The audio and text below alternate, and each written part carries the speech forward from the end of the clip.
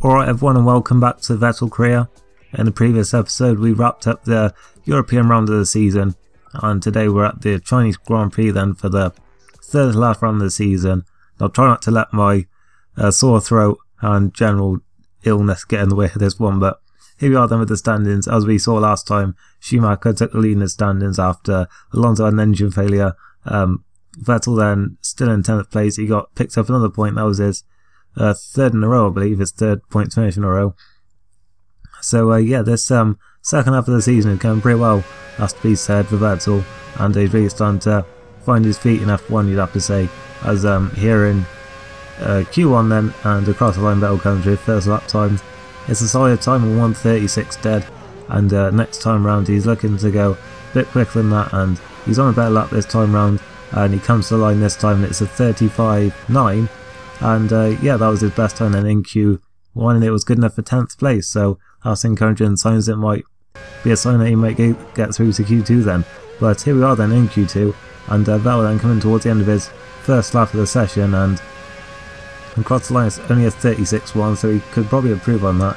He's going for another time, but he's had a big slide there, and well, he's held it together somehow, and well, they penalised his time, but that seems most unfair because it was such a good slide there and well held. But we're going to see a replay of that now, and yeah, you can see then he crossed the line to finish his time and was more than ready to start another one, but he just went too wide on the entrance, and how on earth did he hang on to that? That is some drift there, and yeah, unfortunately he got penalised for that, and in the end it was only good enough for 12th place in the end for Vettel on the grid, but that's still pretty good for him. He's ahead there of Montoya and McLaren, so that's pretty encouraging. And yeah, we'll be going to the grid any second now.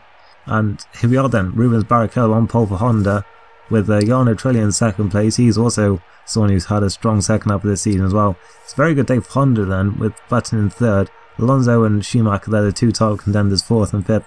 This should be an interesting battle then, with Fisichella sixth. And looking further down, it wasn't a very good day for McLaren then, with Raikkonen only eighth, the first of the two drivers there. Massa not setting a time for some reason in Q3. There's Vettel there in 12th, and looking further down we see the BMWs as usual down near the bottom, as well as the Super Aguri's and the Midlands.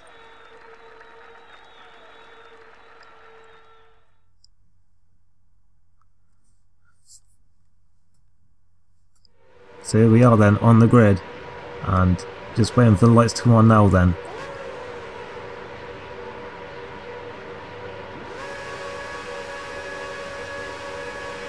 And away they go then in China. It looks like Vettel's actually a little bit slow off the line there, but he looks like he's got it, pulled it back now then. He's actually looking to the outside now then for turn 1. He goes in, but he's actually gone a bit too wide there. Looks like a few cars looking at his inside, but it may come back to him now though as they head round and the track sort of doubles back on itself for turn 2. He's looking at the inside of Mark Webber there, and he's back up into 10th place then, so yeah, it's been a good start for him then overall. He's actually passed Webber as well then, so 9th place in those first couple of corners then. It's been a good start to the race for him. So he's looking at David Coulthard in front of him. He almost runs into the back of him there. Just about gets away with it, and Webber was thinking about passing him back, but he couldn't quite pull it off there.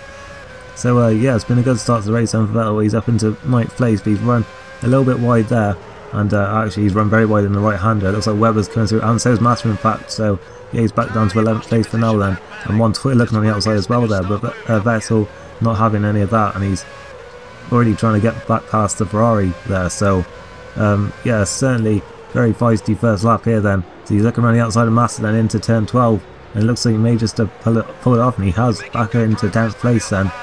It's been a very good start, and yeah, can he get Webber then? He's looking, well, he didn't get the best run actually out of that final, not the final corner, but turn 13, and Massa's looking back at him now. He's got a very good run in fact, and Montoya might be there as well, and look at that, he's got a very good run too. He actually, looking at Massa, he hits him in fact, and well, they all bench up on the inside, and that gives Vettel a chance to go back round him on the outside. So yeah, Vettel back into 10th place, and well, they were all scrapping, and yeah, so overall he's gained 2 places on that first lap, even though we saw plenty of battling there. And across the line we go down to start lap 2 of 17, and yeah, Massa will probably be looking at him into turn 1. Vessel's gone wide again, and Massa's through. Can Montoya get through as well? No, he can't. But Vettel's fighting back though. He's actually a bit of contact there on the exit of turn 1, and that's compromised him for turn 2, so it looks like he's going to stay in 11th place for now then. So we're skipping to the end of the near the end of the second lap, and Massa's run very wide there in fact, so Vettel might capitalise here on this long turn 13, and in fact through he goes then in the middle of the corner, and Massa will probably try and fight back at him now, having said that, but down the back straight they go, no DRS or anything here, or what is DRS, this is 2006. Anyway, Massa is through then, Montoya might be looking as well, and into the hairpin, and well, it looks like Massa's made this move stick this time. He's up into 10th place, but Vettel will try and fight back in the final corner, but there's not really anywhere to overtake there, and he's actually gone wide in the dirty air, and Montoya's capitalised then, and Vettel back down into 12th place, which is where he started. So yeah, it's been a very eventful opening couple of laps here then in China, and Rosberg now looking at Vettel as well. These two, plenty of battles early on in the season, they bang wheels there, but yeah, as I've said before, the battle's kind of gone stale in recent races, but as Vettel has a massive slide there, he just about maintains position over Rosberg there. He holds on to 12th place for now, and skipping to lap 5 then, and it's actually Webber who's dropped to 11th place now then, as Massa and Montoya both making up places, and Vettel looking at Webber now then for that 11th place. He wants to again move on, try and fight back with Massa and Montoya, but there's yellow flag, there's a Honda that stopped, and Jensen Button in fact who's out of the race then, and Webber started going slowly as well there, so Vettel up into 10th place, and yeah, that was a nice bit of fortune there for Vettel, and it was Button, and what does he have to do? That's yet another mechanical problem for him this season. We've seen quite a few occasions where he's had to retire, but nonetheless we're skipping now to the next lap, and Vettel looking at David Coulthard now then for 9th place, and he's looking round the outside then into turn 12. That's a nice move there around the outside, and Coulthard didn't really seem to want to fight that one too hard as they head round turn 13. Now he may have a good run though. It doesn't look like Vettel's going to be anywhere near good enough to pass, close enough to pass Montoya, that is. And yeah, Vettel passing Coulthard there around the outside, and just further behind him we see that Webber actually had an engine failure there as well, so yeah, that wasn't too good for Webber then. He's another one actually who's had a lot of engine failure this season, has to be said. We're skipping out to lap 9 I believe. A couple of cars already pitted, Massa and Montoya it was, so Vettel was up into 7th place as you see. But into the pits he comes now then, and what is an instant in the pit lane there, it looked like between the Renault and the McLaren. But anyway, as Vettel about to pull into his pit box then, once again a crucial stop here for Toro Rosso, because there could be chance of points here then. He had a lot more fuel than Massa and Montoya, so he could use that to his advantage here then. As out of the pits he comes, and he looks like he's closer to Raikkonen there up ahead of him, and through turn 1, oh there's Massa there in fact, as we were just about to wonder where Massa and Montoya were, but Massa came flying past just as Vettel exited the pits, but nonetheless Vettel is ahead of Montoya then, so he's in a points position for now, so that's very good news for him and for Toro Rosso then, as we now skip to lap 12, and Vettel looking at Massa now then, and once again looking at him through turn 13, he's got a much better run than him, and he's understeering a lot here though, but he's helping him out in a way, because he's just forcing Massa out wide. They're going side by side, but Vettel's just about got the advantage for now. Massa will surely tuck back into the slipstream though, and indeed he does, and he's probably going to pass him again. Vettel trying to move over to the middle of the track to sort of fend him off, but it didn't work out, and well, actually he stayed on the racing line into the hairpin. He's actually managed to hang on to the position in fact. We're going to see then through turn 13, and how on earth Massa manages to hold him around the outside I do not know, but yeah, obviously some very good aero in that Ferrari there, managed to hang on round on the dirty part of the track, and almost managed to get past the Toro Rosso there, but in the end he just had far more superior straight line speed, but then Vettel with more confidence on the brakes on the racing line. So yeah, that was an interesting battle there. We're actually skipping only a few more corners then, and Massa lining up Vettel down the pit straight, and he's looking to the outside. Surely he can't pass him into turn 1 right on the outside. He's going for it though, and Vettel brakes quite late. He understeers into Massa. Massa forced out wide, and Montoya looking to capitalise on that now. It looks like he has. So Vettel, Montoya, not the best of friends, but it looks like he's just helps him out there then.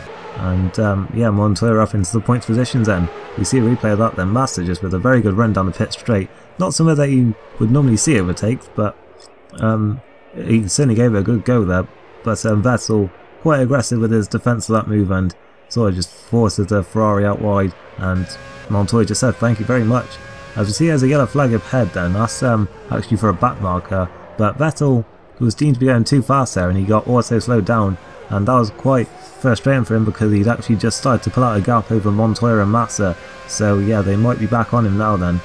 There's oil somewhere down the straight, it's from Super Guru I believe it is, I had an engine failure, and I think we just went past it then. But Montoya with a very good run now then, and it looks like he's going to go straight past here, and in fact he does. Vettel trying to tuck back into the slipstream, and he's diving back at the inside again now, so it looks like he might just pull it off. Montoya trying to cut back, but he couldn't quite do it there, and Vettel backs him into 7th place then, and this is a fantastic battle then, as we've only got 3 laps to go then. But Montoya fighting back once again then down the pit straight, and is he going to try and do what Massa did? Looks like he is. Looks like he's in a much better position as well. Vettel very aggressive once again into turn 1, forcing McLaren out wide. Can Massa capitalise this time? It doesn't look like he can in fact, so it's as you were then from 7th to 9th. Montoya having a look once again as Vettel ran wide in turn 2, but he couldn't pull it off there. And skip into the penultimate lap then, there's an oil flag up ahead. There's a car stopped, it's a Renault, and it's Fisichella this time. But well, if that had been Alonso, I think that might well have been championship over right then, because only 2 races to go after this. But nonetheless, that's big disappointment for Renault, because Fisichella was holding back Schumacher in this race. So yeah, that's less points that Alonso is going to take off him today. And skipping now to the final lap, Vettel of course now up into 6th place as Montoya manages to pull off the move this time round the outside into turn 1. That's a very good move there, and there was so nearly contact as Vettel once again has chucked it in. And Vettel for some reason looking to the inside there, he seemed to think that a gap would open there, but he may have been better off trying to run it around the outside I think. And skipping out to the final corner, it doesn't look like he's going to be able to pass Montoya now. As into the final corner he goes, oh, and he's lost it on the curb. He's spun the car and Massa's going to go through, and he's lost 7th place on the final corner. I feel like I've seen that somewhere before, you know. I was just looking to go across the line. I'd say it's 7th place.